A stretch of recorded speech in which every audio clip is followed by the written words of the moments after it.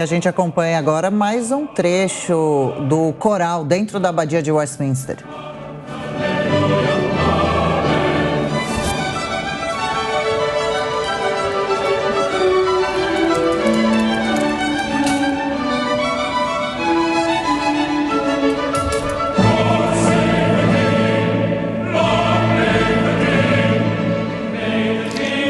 Como eu falei, a música ela tem 4 línguas diferentes que compõem então a tradição e que remonta a séculos o Reino Unido, antes a Grã-Bretanha, mas basicamente a música fala de God Save the King, né? Então que Deus guarde, que Deus proteja, que Deus salve o rei. E nesse momento, Marcelo, os biombos vão sendo retirados, né? Pois é. Tá aí talvez umas surpresas da coroação. Tem também o momento, Tiago, dele ser ungido. É um óleo feito com olivas do próprio Reino Unido, mas que passa pela terra sagrada. Estamos falando dos anglicanos, mas todas as grandes religiões monoteístas são os povos abraâmicos, né? Então o óleo também passa por bênçãos em Jerusalém. Ele foi perfumado, ele tem essências de flores típicas do Reino Unido e o rei é ungido por esse óleo. E também a embalagem do óleo, né? Onde está sendo guardado, a colher que é usada para tirar o óleo, tudo isso são relíquias históricas. Agora, eu estou bastante curioso para ver a movimentação do biombo. Enquanto o Charles troca o figurino. Tirou o manto, né? O manto foi retirado com a ajuda de assistentes e neste momento é colocado um novo traje. E esse momento, Favalli, que você comenta da unção, não deve ser transmitido, né? Deve ser algo que vai acontecer de forma reservada. Existem esses momentos, então, que a tradição diz em que o rei fica preservado. Vamos ver o que o Charles prepara aí. Os biombos foram retirados, mostra-se agora o trono que data do ano de 1308. Ele, não vou dizer que ele está tão preservado assim, porque existem marcas dos outros reis que passaram ali ao longo da história. Ele, perdão pela palavra, ele está meio rabiscado, ele está meio esculpido ali com outros nomes e outras insígnias, mas é um objeto que tem aí, no mínimo, 700 anos. Esse é uma relíquia histórica de quando a gente fala da coroação, o trono permanece o mesmo, e agora com esse traje dourado, ele é colocado não na cadeira de Estado, mas sim no trono propriamente dito. O professor Marcos Vinícius de Freitas está aqui me chamando a atenção. Nesse momento, professor, eles estão colocando a super túnica no rei, é isso? Toda dourada. Qual que é o apontamento necessário agora, professor, por favor? Receive these spurs, symbols of military honor and chivalry, that you may be a brave advocate for those in you. Mais um trecho do juramento agora, a gente acompanha antes do professor comentar. Existem objetos que são apresentados ao rei que vão compor aí essa coroação. E essas são esporas, e essas esporas, quer dizer, aquele adorno que os reis usavam no lombo de um cavalo, quando lideravam tropas. Aí estou remontando a fatos históricos que não existem mais, obviamente, né? Mas essas esporas, como disse ali o líder da igreja, dizem que é o símbolo da liderança do povo. E ele recebe, olha lá, as espadas, são todos elementos que remontam a uma tradição militar. Se a gente olhar para a história, né, e até o mito que se criou em cima dos reis, a gente vai lembrar de Rei Ricardo, Coração de Leão, os personagens que são remontados na literatura, o Rei Lear de Shakespeare, mais contemporaneamente os reis que aparecem em Senhor dos Anéis. Eles têm essa presença militar de liderar as tropas em caso de uma invasão ou em proteção do seu território. Claro que no século XXI, com o passar dos séculos, isso foi desaparecendo da história, mas os elementos de um rei líder militar continuam. Agora sim, então, o professor Suano também comenta um pouco esse trecho da cerimônia e essa vestimenta especial que Favalli contava um pouco da história para a gente. Professor. Em relação a esse momento da cerimônia, o que nós observamos é exatamente a preservação dessa tradição histórica, como o Favalli bem trouxe, traz os aspectos militares e é importante trazer algumas considerações. Normalmente as monarquias, elas nasceram, elas foram introduzidas como uma primeira forma de governo exatamente pelo vínculo de honra que os reis tinham para trazer a proteção para o seu povo. O aspecto militar, ele traz consigo exatamente o papel que cabe ao rei de ser aquele que protege o seu povo. Este é o dever pelo qual o rei existe e para o qual ele deve se dedicar. O fato de trazer esse elemento militar, ele remete a todo esse processo histórico, a toda essa tradição.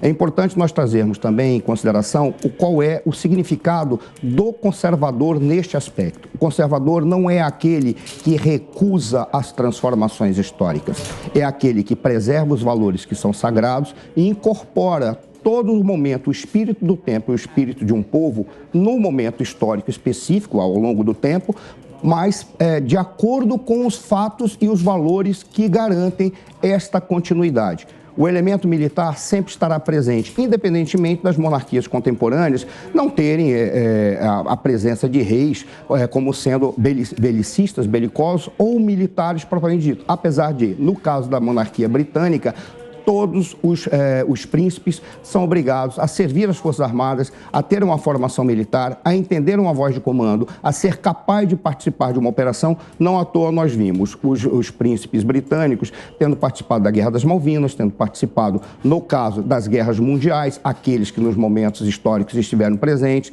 Em síntese, o aspecto militar, que é muito bem configurado, ele representa a origem e o papel de honra que o rei tem perante seu povo, configurado na ideia de segurança. A ele cabe dar a segurança do povo. Esse é um dos elementos sagrados da monarquia. Professor Marcelo Suano e agora o professor Marcos Vinícius de Freitas, a gente vai se aproximando do momento principal, professor. Aquele momento sagrado da unção que foi colocado o biombo, é importante da gente lembrar que isso vem ali do Velho Testamento, tanto é que eles cantaram aquela música feita por Handel, chamada Zadok, o rei, que foi justamente o sacerdote que foi encarregado de ungir Salomão. Então, é cantada esta música por Handel, que é belíssima a entoação, e quem está na catedral, quem está ali na abadia, com certeza com o coral e com o órgão e tudo isso, deve ter se emocionado. E agora você vê a apresentação dos símbolos reais. E vai ser apresentada a orbe, você viu que foi apresentada a espada, e cada um tem um sentido. Cada coisa, e é interessante porque a monarquia britânica é a única dentre as europeias que manteve a questão das insígnias e de você apresentar essas insígnias para fazerem parte deste processo todo. Então você vê toda esta questão que a gente vê aos poucos sendo apresentados para o rei, justamente cada uma com um objetivo. Uma coisa só que eu queria fazer uma correção, viu, Tiago e Adriana, é que o Charles, ele não poderia casar se ele estivesse divorciado.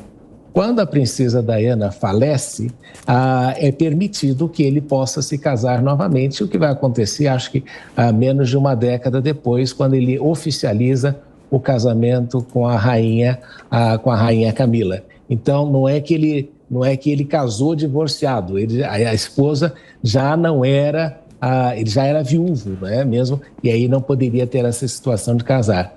Agora você vê o príncipe William, que vai ter também uma participação um pouco mais tarde novamente, porque o príncipe William vai ter de jurar a fidelidade ao rei, como príncipe de Gales e suzerano dele, né? Então você vê esse momento da história de suzeranos e vassalos que você tinha. E o principal vassalo do rei é, com certeza, o seu sucessor.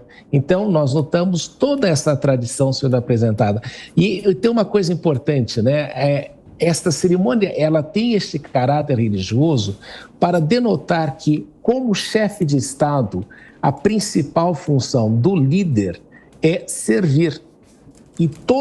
porque ele é recebido ali, logo no início você viu uma criança falando e dizendo para ele que ele estava sendo recebido ali em nome do Rei dos Reis, e ele afirmava que ele foi ali para servir e não ser servido.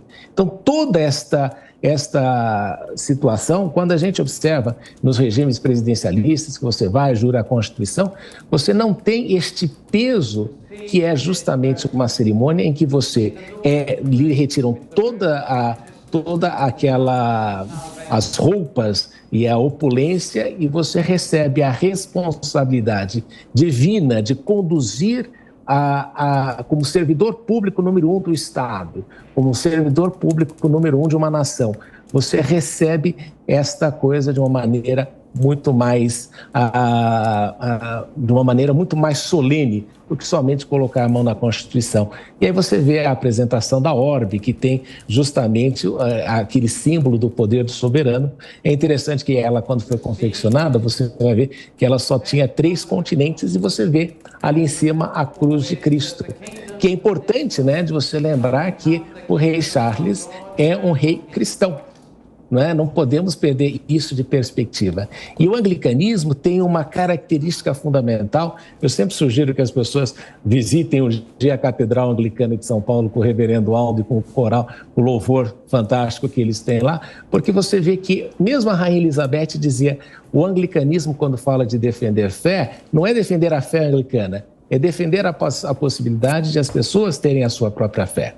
Agora você vai ver o anel que vai ser apresentado para ele, depois retorna ao altar. Esse anel é muito interessante porque ele é um símbolo de um grande compromisso, né? E de uma promessa e um compromisso, que é um vínculo que é feito entre o rei, Deus e o povo. Então, por essa razão que você vê a apresentação do anel. E agora, por fim, vai ser apresentada a luva para ele, vão ser apresentadas as luvas, que é que ele vai utilizar, né? E é importante, ele vai até colocar na mão, e você vai notar que ele vai pegar a espada, o que significa que o poder do cetro, o poder da espada, o poder que o cetro, não da espada, o poder que o cetro representa, tem que ser usado com muito cuidado. Então, tudo isso é feito justamente para que ele possa relembrar que ele é o servidor número 1. E aí você vai ter 2 cetros que vão ser apresentados. Um que tem a cruz, que vai demonstrar o poder e a autoridade temporal que ele tem, no sentido de exercer a boa governança. E também você vai ver que ele vai receber um outro cetro, que vai ter uma pomba, que vai representar justamente o que eles chamam de vara da equidade e misericórdia, que é justamente para tratar do poder espiritual do rei sobre o seu povo, no sentido de que, como ele é o servidor principal da nação, ele deve se comportar de uma maneira diferenciada. E aí o arcebispo de Cantuária vai falar justamente nesse momento que ele está dando a bênção, dizendo: receba o cetro, que é a insígnia do poder real e da justiça. Então, a simbologia é muito importante. E agora você vai ver que a próxima fase é justamente a coroação, quando vai ser colocada a coroa do rei, aquela coroa pesadíssima de 2,3 quilos, que a rainha Elizabeth disse que tinha medo de balançar a cabeça, porque poderia quebrar o pescoço de tão pesada que é. E é a primeira vez que, quando foi iniciado, né, não podemos esquecer que ele foi proclamado aos 4 cantos: Deus salve o rei Charles. E agora você vai ver eles falando somente: Deus salve o rei. E é isso que você vai ver repetido por todos. O arcebispo vai dizer: Deus salve o rei, e todos aqueles que estão dentro da abadia dirão: Deus salve o rei. Então é interessante como cada coisa é pensada, e você nota justamente no rei Charles a circunspecção que este momento representa. Sim. Porque você não é aquela situação de querer, se preocupar justamente com a questão do eleitoral. Perdão. Não, agora só para a gente registrar para a nossa audiência, Marcelo Favalli, ouvintes, espectadores, o momento da coroação. Marcelo. Pois é, mais um marco histórico, parece um exagero, mas não é. Estamos vendo a história sendo escrita. Agora, o chefe da igreja coloca a coroa na cabeça, então, daquele que é o líder da nação, o soberano, o monarca, e que também acabou de jurar proteger as tradições da igreja. É uma das imagens que vai entrar para a história do século XXI. God save the king. E a frase que abre, inclusive, o hino, Deus proteja, Deus salve o rei, com o rei coroado propriamente dito.